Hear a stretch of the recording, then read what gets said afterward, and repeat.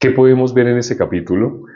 Primero habla de la atalaya y vendrá espada. Cuando venga espada, el atalaya, ¿qué tiene que hacer? Tiene que anunciar. ¿Quién es el atalaya?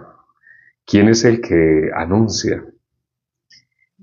Cuando leemos Isaías capítulo 6, versículo 5, en Isaías sucedió algo especial. En el caso de Isaías, ¿han escuchado esa canción famosa que dice, heme aquí, envíame a mí? Isaías fue enviado. Isaías pudo ser enviado. Cuando leemos Romanos capítulo 10, versículo 15, versículo 14, dice que cómo las personas van a oír si no hay quien les predique. Vamos a leer ese versículo. Romanos capítulo, Romanos,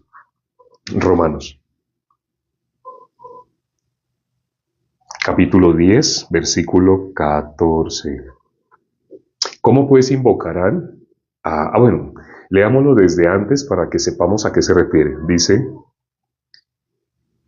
el versículo 13, porque todo aquel que invocar el nombre del Señor será salvo. Así dice, ¿no? Algunas personas han interpretado equivocadamente este versículo. Aquí dice, todo aquel que invocar el nombre del Señor será salvo. ¿Cómo pues? Ahí viene el 14. ¿Cómo pues invocarán a aquel en el cual no han creído? ¿Y cómo creerán en aquel de quien no han oído? ¿Y cómo creerán en aquel de quien no han oído? ¿Y cómo oirán sin haber quien les predique? Así dice, ¿no? Y el 15 dice, ¿y cómo predicarán si no fueren enviados? En otras palabras, hay muchas personas que predican, ¿no? Muchos predicadores.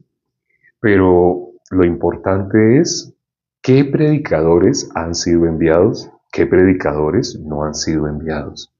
Esto es lo más importante. Porque no es solo predicar, no es solo creer, a mi punto de vista, que estoy invocando, sino bíblicamente tengo que saber qué es invocar. Por ejemplo, muchas personas piensan que invocar por las películas es lo que hacen los brujos. Los brujos, ellos, en las películas nos muestran que ellos dicen, te invoco espíritu de Jairo, ven. Así, los brujos hacen así como sesiones de espiritismo. Te invocamos. Ahí se toman de las manos y arrugan la cara. Hacen fuerza. Te invocamos espíritu de Jairo. Jairo Gutiérrez. Tus nietos quieren hablar contigo. Así hacen las sesiones de espiritismo. Y la gente en las películas muestran, ay, eso es invocar. Eso no es invocar, eso es lo que el ser humano se imagina que es invocar. Pero aquí aparece claro que es invocar. El versículo 13, ¿cómo ha sido distorsionado para perdición de muchas personas? El versículo 13 dice, ya lo cambié.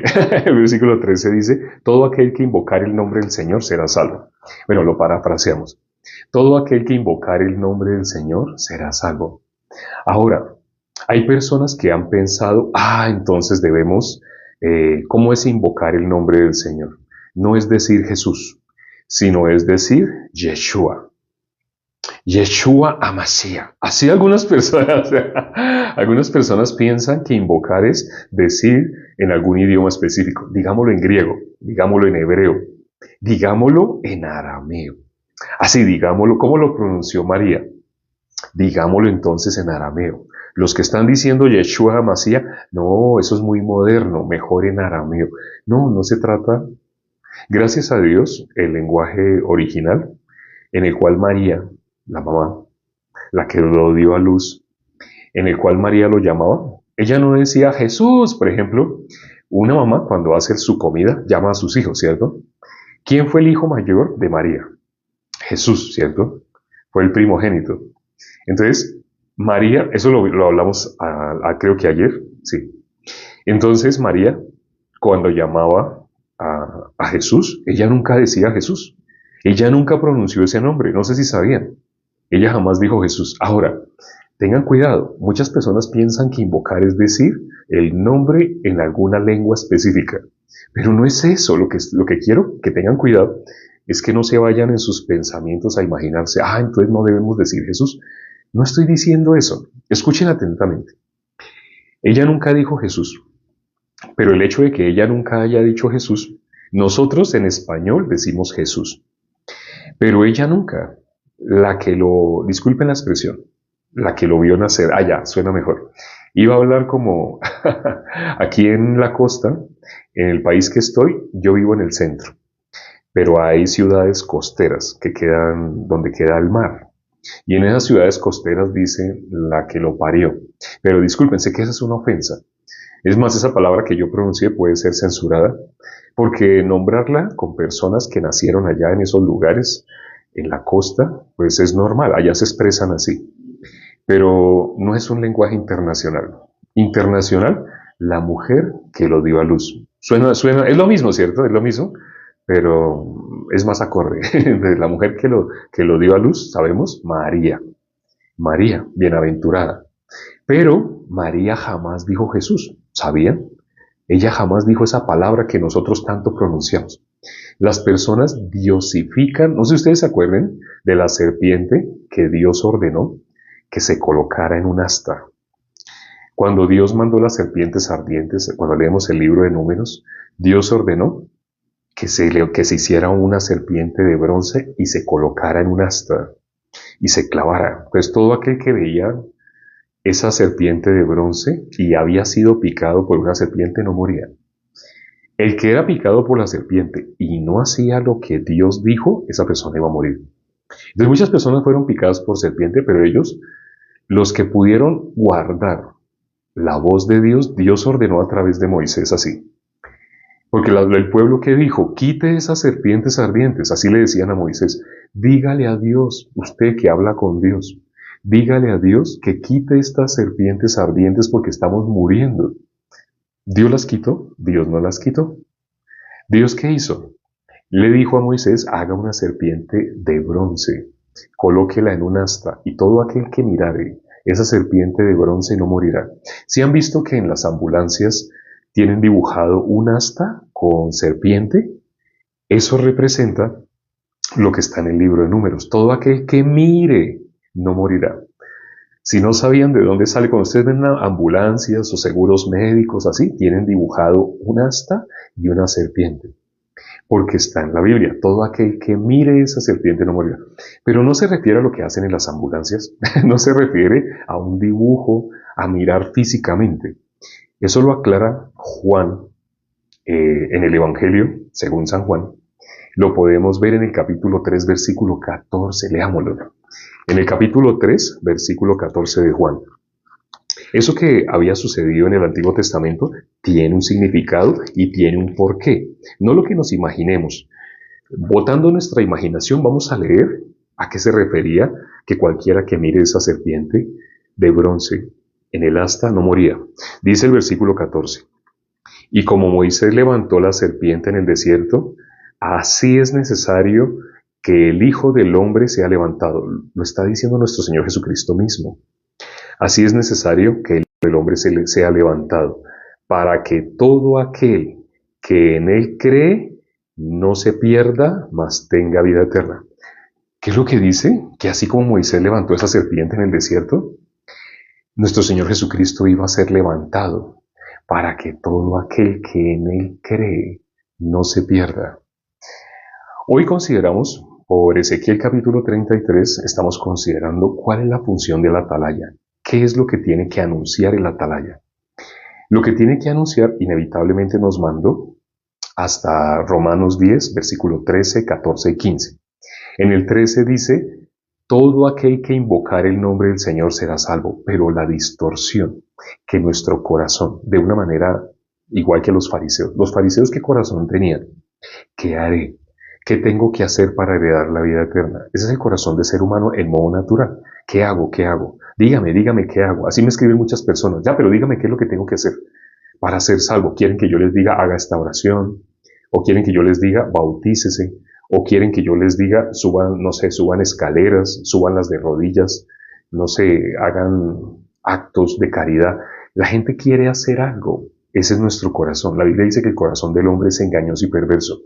Puede creer lo que está escrito, ya tiene su camino. Hoy, aquí estábamos hablando en Ezequiel capítulo 33, después de hablar de la atalaya, también se habla de aquel que tiene su propio camino, un camino diferente al camino de Dios. El ser humano en modo natural tiene otro camino, tiene una idea diferente de lo que es invocar. Sí, ciertamente ese versículo dice, todo aquel que invocar el nombre del Señor será salvo. Pero ¿qué es invocar? Cuando leemos los versículos siguientes, ¿cómo invocarán en aquel que no han creído? ¿Cómo creerán en aquel que no han oído? ¿Y cómo van a oír si no hay quien les predique? El versículo 14 dice eso. Y el versículo 15 dice, ¿y cómo predicarán si no fueren enviados? Todo ese eslabón de acontecimientos se afecta si la base está mal. Entonces empieza diciendo, ¿cómo creerán en aquel, cómo oirán? ¿Cómo creerán en aquel de quien no han oído? ¿Cómo oirán si no hay quien les predique? ¿Cómo predicarán si no fueren enviados? Las personas no les interesa esta parte, les interesa que les prediquen, les interesa poder oír para decir que creyeron. Pero si esa persona no fue enviada, todo lo que se está haciendo de aquí para arriba no sirve para nada. Primero que todo es importante una persona, ¿cómo hacemos para saber si fue enviada? Ustedes saben, en mi caso, les he contado mi testimonio. Yo estudié Instituto Teológico, Facultad Teológica. Me gradué con honores, con las notas más altas. Me dieron un cartón que me habilitaba como pastor. Pero yo no era salvo. Yo no era salvo. Yo no sabía. Yo era como la mayoría de los que la gente llama pastor, pastor. La gente llama pastor a personas que estudiaron, que con notas, con excelentes notas se graduaron y les dieron un título. De esa manera una persona no se hace pastor delante de Dios, no se hace predicador, evangelista, de esa manera no. Los institutos bíblicos, lo que hace el ser humano siempre, da títulos rimbombantes, hace que las personas se sientan mejores que otros. Por eso ofrecen ese título a cambio de que uno curse ciertos logros académicos, que uno presente ciertas tareas, se aprenda ciertas cosas y ya, en ese momento lo llaman pastor. Pero una persona delante de Dios no es enviada de esa manera. De esa manera estamos acostumbrados por el sistema académico. Una persona entra a la universidad después de hacer ciertas materias durante tanto tiempo y haberlas aprobado, ya tiene su diploma ingeniero, ¡pam! Tiene su diploma, doctor, así. Eso estamos acostumbrados delante de los hombres. Pero Dios no mira lo que mira el hombre. Dios no va a valorar a una persona que está estudiando porque mañana tiene el último parcial. Después de hacer ese parcial, ya esa persona presenta la tesis y se va a graduar como pastor. ¿Eso qué es? Eso delante de Dios, eso no tiene ninguna validez. El que una persona vaya, estudie, llegue a su casa y se encierre a estudiar, estudiar, estudiar, porque tiene un parcial. Eso es si la salvación fuera por méritos. Pero no es así. Entonces los que son enviados por méritos de ninguna manera. Cuando me empezaron a predicar el Evangelio, cuando me di cuenta que todo lo que había aprendido era basura, ¿qué hice con ese título? Cuando supe que las personas que me habían dado ese título eran personas que no eran hijos de Dios, ante los ojos de los hombres sí, tenían fama de haber sido hijos de Dios, pero delante de Dios no. Lo primero que me preguntaron a mí, y que me demostró que yo estaba equivocado, fue, ¿usted es pecador? Y yo les dije, claro.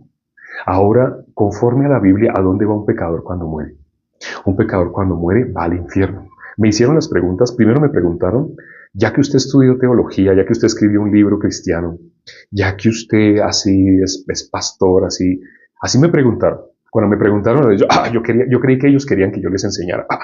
Y me dijo, ¿a dónde va un pecador cuando muere? Primero me preguntaron, ¿a dónde va un pecador cuando muere según la Biblia? No según ideas humanas, sino según la Biblia. Y yo contesté, según la Biblia, pues bueno, yo no contesté así tan rápido, yo tuve que pensar. Yo recuerdo, me voy a imaginar en ese momento, yo me puse a pensar. Después de pensar en varios versículos, en todos los lugares que yo había estudiado nunca me habían hecho esa pregunta. Era la primera vez que alguien me hacía esa pregunta. Entonces, después de ponerme a pensar varios versículos, hay un pecador muere y va al infierno. Y la persona me dijo, ¿estás seguro? Y yo le cogí la Biblia. A la persona que me estaba haciendo esa pregunta, yo le cogí la Biblia. Y les voy a decir quién es esa persona que me hizo esa pregunta. La persona que me hizo esa pregunta es el pastor Ricardo. Él fue conmigo, ustedes saben quién fue mi compañero de viaje misionero sin dinero. Cuando hicimos misión, cuando salimos en viaje misionero, a abrir misión, ¿en dónde? En Quibdó. Entonces nosotros salimos caminando. Teníamos que llegar allá por la gracia de Dios. Teníamos que vivir todos esos días, no recuerdo si fueron 8 días o 15 días, pero todo ese tiempo que estuvimos afuera, teníamos que depender 100% de Dios. 100% en las manos de Dios. Ya les he contado sobre ese viaje, es algo muy bonito, pero él fue el que me hizo esa pregunta cuando yo recién llegaba a la iglesia. Yo tenía la que yo llamaba mi iglesia, pero era de pecadores. Pero entonces él me preguntó, él me dijo así, ¿a dónde va un pecador cuando muere? Cuando él me hizo esa pregunta, después de que yo le di la respuesta, después de pensar en varios versículos, un pecador cuando muere va al infierno. Me dijo, ¿estás seguro? Entonces yo cogí la Biblia de la misma Biblia que él tenía en sus manos, pues, y busqué versículos. Mire lo que dice acá. Ah, sí, usted sabe muy bien, un pecador muere, va al infierno. Yo le dije, espere, mire lo que dice acá. O sea, le mostré varios textos.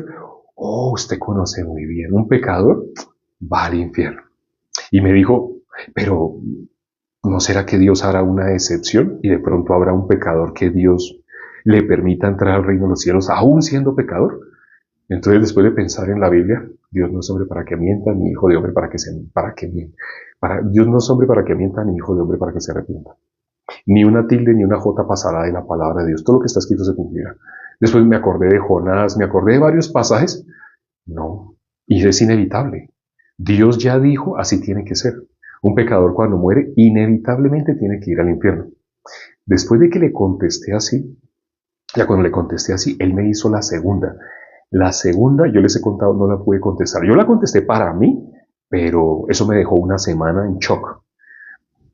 Él me dijo, después de que yo le contesté así, él me dijo, ah, muy bien. ¿Y usted? Honestamente, poniendo a Dios por testigo, no exagere. No, aquí no está sonando musiquita, no está sonando música de fondo para que usted diga, amén, amén, aleluya, amén. No, no, no. Aquí de ese cuenta estamos, usted y yo hablando, y todo está en silencio. No hay fondo musical, no estamos moviendo emociones. Poniendo a Dios por testigo, ¿usted es o no es pecador? Cuando él me hizo esa pregunta, yo me quedé, así como dice la Biblia, enmudecí. Así como ese que estaba vestido de bodas, que no estaba vestido de bodas, pero que se estaba colando. Se quería colar en el reino de los cielos. Y le dijo el rey, amigo, ¿cómo entraste aquí sin estar vestido de bodas? Y dice que él enmudeció. Atarle de pies y manos y arrojarlo. A mí me pasó así. Cuando me hizo esa pregunta, ¿usted es pecador? Pero de la manera como me la hizo, poniendo a Dios por testigo. Aquí no hay elementos así para mover emociones. Aquí no me diga, amén, amén. No, no, no, no. Piense, piense, medite. Le voy a hacer la pregunta, ¿usted es o no es pecador? Cuando me hizo esa pregunta, yo la contesté por dentro, pero no la quería sacar. Yo quedé así, mudo. Yo no quería, me fui para mi casa, pero yo me fui pensando, yo no puedo decir que no sea pecador. O sea, sí soy. Pero yo mismo acabo de responderle conforme a la Biblia, un pecador muere, va al infierno, al castigo eterno, al fuego eterno preparado para el diablo y sus ángeles. Más exactamente así dice la Biblia. El destino de un pecador es ese, al fuego eterno preparado para el diablo y sus ángeles. Cuando yo contesté, no contesté la segunda, cuando contesté la primera conforme a la Biblia, yo ya no quería contestar la segunda. Pero eso no significa que me eximía. El que yo no hubiera dado la respuesta verbalmente me eximía, ¿no? Yo duré 7 días que yo quedé pensando. Todo el día, toda la noche yo quedé pensando. Un pecador muere, va al infierno y yo soy pecador. Entonces, algo que me sorprendió, yo me apoyaba en todas mis experiencias. Yo impuse manos. En la tercera que yo estuve, de esas 6, en la tercera yo imponía manos y la gente se caía temblando. ¡Ah, ah! Hubo gente que experimentó milagros de sanidad, milagros económicos, milagros de todo sentido. Hubo personas que tuvieron visiones y todas esas personas así que experimentaron, ¿cómo me sentía yo? Ah, soy hijo de Dios. Claro, no lo ponía en duda yo, claro, no tenía ningún argumento para ponerlo en duda, pero ¿en qué me basaba yo? En mis experiencias. Pero con 2 preguntas, todo eso quedó basura. Incluso en la Biblia habla, Mateo 7, sobre dos fundamentos. El fundamento verdadero y el fundamento falso. ¿El fundamento falso cuál es? Arena. El fundamento verdadero, ¿cuál es? Nuestro Señor Jesucristo. La roca. El que esté cimentado sobre la roca, ese es hombre prudente. Pero el que esté cimentado sobre la arena es insensato. ¿Y yo dónde estaba cimentado? Con dos preguntas me demostraron mis cimientos no eran la roca. Yo no estaba cimentado sobre la roca. Yo estaba cimentado sobre la arena. Solo dos preguntas desbarataron todo mi cristianismo. Todo ese edificio de cristianismo que tenía, con las señales, los milagros, todo eso se derrumbó. Entonces, ¿qué me quedó? En mi corazón quedó, tengo que volver a ese lugar. Allá donde hicieron un seminario bíblico y yo entré por pura casualidad. No era casualidad, por pura misericordia de Dios. A ese lugar donde vi ese seminario bíblico y me resultaron haciendo esas dos preguntas. Y con dos preguntas me demostraron que no tengo nada que ver con Dios, que he estado engañado, que he estado en una mentira. Entonces allá me tienen que enseñar cómo salir de donde me encuentro.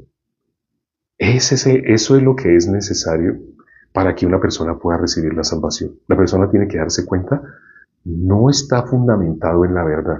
Mientras una persona piense en su cristianismo por sus buenas intenciones, por su buen deseo, por su querer agradar a las personas, hacer que los demás aplaudan, y suena música de fondo y nombrar algunos versículos sacados de contexto.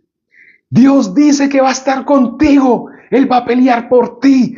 Tú serás cabeza y no serás cola. Dios estará al frente tuyo peleando por tus enemigos. Él estará también a tu retaguardia. No te podrán atacar ni por los lados, ni por el frente, ni por... ¡Amén! Mientras suena el piano, suena la música, la gente que grita, ¡Amén! ¡Aleluya! No. Aquí no hay música. Aquí no está sonando musiquita de fondo, ni estamos usando versículos sacados de contexto. Bíblicamente, si una persona es pecadora, está yendo al infierno. En esos lugares, las personas usan mucho una palabra, sentir. Ay, yo sentí la presencia de Dios. Sentir. El espíritu no es algo físico que tú puedas sentir, no es frío, no es calor. Sí saben el frío porque se causa, ¿no? Es un fenómeno físico. Por eso se puede alterar. El ser humano, cuando está en un lugar, digamos, donde hay invierno, el ser humano, moviendo un botoncito con la calefacción que hay en esa casa, elimina el frío. Porque es algo físico. Es algo físico, algo que uno puede alterar. Entonces, no porque tú sentiste frío, sentiste calor, significa que experimentaste el Espíritu de Dios. Ya lo hemos mostrado en la Biblia. ¿Qué dice Hechos 2:38? Para que una persona reciba el Espíritu de Dios, primero tiene que haber recibido el perdón de los pecados. Eso lo dice, ese versículo que dice, arrepentíos y bautícese cada uno de vosotros en el nombre de Jesucristo para perdón de los pecados. ¿Qué es ser bautizado en el nombre de Jesús? No se refiere al acto físico de sumergirse en el agua, aunque ese acto se llama un rito, es un rito que uno puede realizar y lo hace para testimonio delante de las personas. Pero el bautismo verdadero, el que se hace en fuego, y no me estoy refiriendo a la candela que genera calorcito, no me refiero a eso, al Espíritu Santo. Ese bautismo es cuando una persona ha sido libre del pecado. Por eso dice, arrepentíos y bautícese cada uno de vosotros en el nombre de Jesucristo para lo que no nombra. ¿Para qué? Para perdón de sus pecados. Estar bautizado en el nombre de Jesús es haber recibido el perdón de los pecados. ¿Y qué dice ahí mismo? Y recibiréis, después de que una persona recibe el perdón de los pecados. Eso es lo más importante. Cuando una persona recibe el perdón de sus pecados, recibe el Espíritu Santo. ¿El Espíritu Santo puede estar donde hay pecado? Si ustedes meditan sobre esta pregunta que estoy haciendo, se darán cuenta, no. El Espíritu Santo, ¿cómo se llama? Espíritu Santo. No dice Espíritu pecador, no, es Espíritu Santo. El Espíritu Santo, ¿dónde habita? En la santidad. El Espíritu Santo no puede habitar donde hay pecado. ¿Y por qué una persona que era pecadora y en un minuto creyó la obra de nuestro Señor Jesucristo y se convirtió en santa? Eso que estoy diciendo sé que suena, no se enseña y no tiene sentido para nuestra lógica, pero es bíblico, lo vamos a leer. ¿Lo quieren? ¿Quieren ver dónde aparece eso? Vamos a mirar Hebreos. Hebreos capítulo 10, versículo 10. Hebreos capítulo 10, versículo 10. No es como el ser humano se imagina. El ser humano se imagina que tiene que haber, no sé, haber subido escalones. No, no, no. Ciertamente hay un proceso. Entre ser pecador y ser justo hay un proceso. Ese proceso, en mi caso, fue Dios me fracasó, Dios me permitió conocer lo que la gente llama como cristianismo, sin que sea cristianismo. Dios permitió que yo conociera todo lo que yo conocí hasta que llegó, ¡pum!, el día en que recibí la salvación. Pero cuando llegó ese día, ya, fue así. Quien lo logre creer, esa persona es salva. Y miremos cómo una persona es santa. ¿Cómo alguien llega a ser santo? Miren lo que dice Hebreos 10:10. Dice, en esa voluntad somos santificados mediante la ofrenda del cuerpo de Jesucristo hecha una vez para siempre. Una persona, ¿cómo es santificada? Aquí dice, mediante la ofrenda del cuerpo de Jesucristo. Hecha todas las veces que tú quieras, tú dices, no, yo quiero ser santo. Entonces en ese momento Jesucristo tiene que ser sacrificado. No, ya se hizo una vez para siempre. Las personas que van a creer mañana, los que creyeron hace 100 años, los que creyeron hace 500 años, Martín Lutero hace 500 años creyó, más de 500 años, 510 años. Hace 510 años Martín Lutero creyó. Entonces, hace 510 años creyó en ese momento que recibió el Espíritu Santo. En ese momento en que se convirtió en santo, pero eso es bíblico. Sé que no tiene que ver con la lógica, pero aquí no estamos hablando lógica. Si fuéramos a hablar lógica, tendríamos que tener musiquita de fondo para mover emociones, para que tú sientas, ¡ay, sentí! No, no, no. El espíritu es espíritu, no se siente. Ciertamente cuando una persona recibe la salvación se da cuenta, pero no se puede decir que sintió, no. Cuando alguien usa esa expresión, la está usando equivocadamente. Ciertamente he escuchado hermanos hablar así, diciendo, ese día que yo recibí la salvación sentí algo raro, algo especial. Pero si seguimos hablando con esa persona, describa exactamente. Pues supe que era salvo. En ese momento ya creía la palabra y pude ver el evangelio por toda la palabra. Pero cuando usted dijo sentí, bueno, fue un decir, porque está acostumbrado a decir sentir, pero no. La salvación no tiene nada que ver con lo que tú sientes o no sientes. El día que yo recibí la salvación, el 28 de marzo del 2010, ese día, yo iba por la calle, debajo del viaducto del metro, iba hacia mi casa. Y mientras yo recibí la salvación en Medellín. Hasta este momento, la única ciudad del país en el que estoy que tiene metro es Medellín. Y yo iba debajo del viaducto del metro, iba así caminando, y me salían lágrimas. Y lo que repetía era, esto lo tiene que conocer todo el mundo. Esto lo tiene que conocer todo el mundo. Eso era lo único que repetía, esto lo tiene que conocer, lo tiene que conocer. O sea, todo el tiempo iba caminando, iba diciendo eso, iba llorando. Pero no quiere decir que yo estaba sintiendo algo. No, yo no estaba sintiendo. Había sido salvo. O sea, toda la escritura se convirtió transparente a mis ojos. La pude entender. Así, se hizo clara. Se hizo diáfana. Lo que antes no entendía, lo que antes tenía que estudiar, me lo podía memorizar, pero no lo entendía. En ese momento, ¡pum!, todo cobró sentido. Como dijo Steve Jobs, los puntos se conectan. ¿Cuándo se conectaron todos los puntos? Todo lo que yo había estudiado, leído, no servía para nada porque era letra muerta. Pero cuando recibí el Espíritu Santo, ¡pum!, todo cobró vida. Y como dijo Steve Jobs, los puntos se conectan. Todo tuvo sentido. Pero entonces lo único que yo decía, yo estaba maravillado. Y yo iba, así lo único que salía de mí, esto lo tiene que conocer todo el mundo, yo no sabía que lo iban a conocer a través de TikTok y de YouTube, no sabía, pero ya sé por qué Dios había puesto ese corazón en mí. ¿Qué fue lo primero que salió de mí cuando recibí la salvación? Esto lo tiene que conocer todo el mundo. Yo no sabía que esa era la directriz que iba a dar para mi vida espiritual, que ese era el ministerio en el cual me iba a poner, a compartir el evangelio a todo el mundo. No sabía cómo iba a ser. En esa época no existía lo que existe ahora, lo que estamos viendo ahora. Pero, y también después de que recibí la salvación, vino una preparación por la iglesia. La iglesia me empezó a empujar a predicar.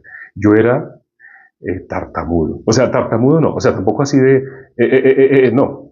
pero era muy penoso. Lo que yo era muy penoso. Yo no podía hablar en público. Simplemente la lengua se me quedaba como un nudo. Cuando yo pasaba al frente en el colegio, los profesores le daban quejas a mi mamá, a mi papá, de que yo tenía algún problema. Decían que él habla y habla hasta por los codos con los amigos y juega y así. Pero cuando le digo que pase al frente a hablar con los compañeros, él se pone rojo, rojo y queda mudo. Queda como una estatua. Así como el Chapulín Colorado cuando queda congelado. Así quedaba yo. Yo quedaba, a veces me pasaba el profesor al frente y yo la miraba solo, yo miraba al suelo o me ponía a leer y ella decía, no lea, entonces, levante la cabeza y yo la miraba a ella. Entonces ella decía, a mí no, a sus compañeros. Y yo no podía. Pero la iglesia, una vez que recibí la salvación, me empezó a empujar, así me empezó a empujar a que predique. Y la verdad a mí me daba nervios, me daba miedo, me daba pena. Pero, ¿qué había dicho el día que recibí la salvación? Esto lo tiene que conocer todo el mundo. Esto lo tiene que conocer todo el mundo. Increíble, ¿no? Yo era una persona que tenía título de pastor, pero tenía timidez. Para estudiar me iba bien. Si era meterme con libros, yo podía obtener la mejor nota. Por eso me dieron el título de pastor, porque tenía la mejor nota. Pero tenía título de pastor, pero no me atrevía a hablar en público. Paradójico, ¿no? Académicamente gané un título delante de los hombres. Pero cuando me demostraron con la Biblia que ese título era falso, que salió de mi corazón, coger ese título, lo saqué de la pared, a la basura. Eso, no, eso era dado por los hombres, eso era algo académico, algo por méritos de cursar algunas materias y de haberse aprendido de memoria algunas cosas y en un examen pasar con 10. Pues, mis notas fueron las más altas. Todo lo que me preguntaban, como me decían, estudia sobre este libro, entonces me estudié ese libro. Y cuando vino la prueba, wow. Y cuando hice mi tesis fueron 6 meses sobre Lucas 15, sobre el hijo pródigo. Estuve del versículo 11 al 32. Estuve ese pasaje, así, sobre ese pasaje fue mi tesis. Pero cuando por primera vez escuché a un justo predicar el evangelio, lo estaba predicando a través de Lucas 15. Y cuando él empezó a predicarlo, o sea, yo llegué porque decía seminario bíblico, entonces yo quería mirar, vamos a ver qué voy a aprender, a ver si hay algo más que pueda aprender. Yo pensé que ya, como me habían dado un título, yo pensé que ya sabía todo. Pero cuando escuchamos justo, él decía, vamos a tal pasaje, y yo, vamos a Oseas, vamos a Jeremías, ¿no? Y yo leía, sí, en la Biblia dice esto. Y volvíamos a Lucas 15, de razón. Se refiere a esto. Volvíamos a Lucas 15 y él me mostraba versículo a versículo, así fue el seminario bíblico. Y yo pensé, yo duré 6 meses estudiando, me lo sabía de memoria esos versículos, y no había dado con la explicación que él daba. Entonces cuando yo quedé maravillado, yo dije, ¿él de dónde tiene ese conocimiento? Yo estudié 6 meses y no alcancé ni siquiera el 1% de lo que él está explicando. Pero lo que él explicaba era cierto. Entonces yo quedé maravillado. Yo dije, no, wow. Yo fui por conocimiento. Pero yo no iba por la salvación porque yo pensaba que ya era salvo. Pero esas preguntas cambiaron toda mi vida. Por eso hacemos esas preguntas. Cuando nos encontramos con alguna persona que es líder, es pastor, le decimos, ¿sabe, con todo respeto, así usted que es pastor, sabe a dónde va un pecador cuando muere? Según la Biblia. Nunca le habrán preguntado, ese líder, ese pastor se va a poner a pensar por primera vez. Claro, un pecador muere, va al infierno. Lo va a contestar. Va a contestar. Y después sale la siguiente pregunta. Honestamente, poniendo a Dios por testigo. ¿Tú eres o no eres pecador? Pero no contestes tan, piensa, medita. ¿Tú eres, honestamente? Dios es el testigo, aquí está como testigo. ¿Tú eres o no eres pecador? Cuando la persona contesta esas dos preguntas, si las contesta honestamente, si de verdad medita, esa no puede seguir siendo igual, esa persona no puede seguir. Con 2 preguntas a mí me desbarataron todo mi edificio de cristianismo falso, me lo desbarataron. Me tocó empezar desde cero. Todo eso que fue basura, no sirvió para nada. Bueno, creo que nos pasamos y otra vez nos pasamos bastante. Vamos a orar ya para terminar. Padre, gracias por este tiempo que nos permites para considerar tu palabra. Al mirar la Biblia podemos ver cuán equivocados hemos estado.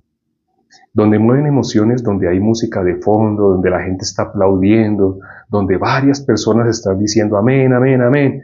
El ser humano repite, repite y se siente que está bien con Dios. Pero cuando quitamos ese ambiente, cuando quitamos esa musiquita, cuando quitamos tanta gritería, tanta palabrería, cuando la persona queda en el silencio, le sucede lo que le sucedió a Elías. Elías, en medio del ruido, de un terremoto, del fuego, de un viento que rompía montañas, en medio del ruido, ahí no estaba Dios. Pero cuando Elías quedó en el silencio total, cuando ya no sonaba nada, un silbido apacible, en ese momento Elías supo que ahí estaba Dios.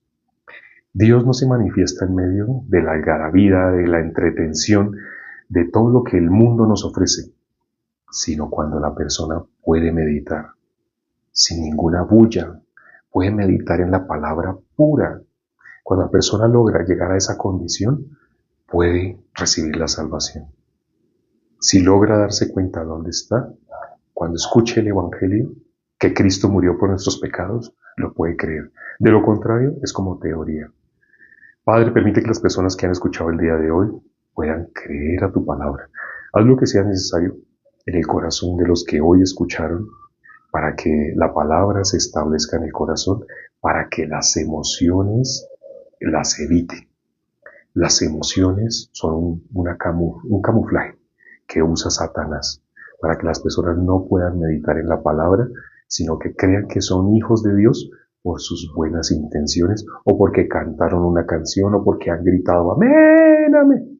Permite, Padre, que las personas meditando sobre lo que han escuchado el día de hoy, sus corazones, sus vidas puedan experimentar la verdadera salvación.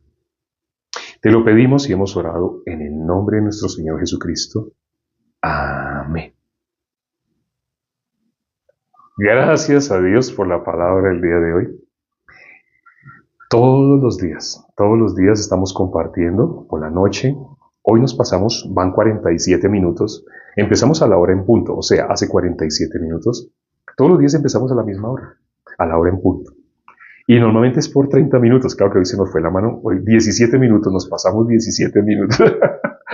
Pero por amor a las personas nuevas que no están acostumbrados a oír prédicas, sino a emociones, entonces compartimos corto. Mañana nos vemos a esta misma hora, a la hora en punto, a esta hora menos 48 minutos, o sea, cuando la hora era en punto 00. Nos vemos mañana. Y quienes quieran comenzar el día escuchando la palabra, también por la mañana, a las 7 de la mañana, hora de Colombia, de Ecuador, de Perú. Esos tres países están en el mismo uso horario. Todos los días a las 7 de la mañana de Ecuador, de Perú, de Colombia, de esos tres países, todos los días a esa hora estamos explicando un versículo por 10 minutos. Por la mañana solo son 10 minutos para que inicies el día con el pan de cada día. Nos vemos mañana.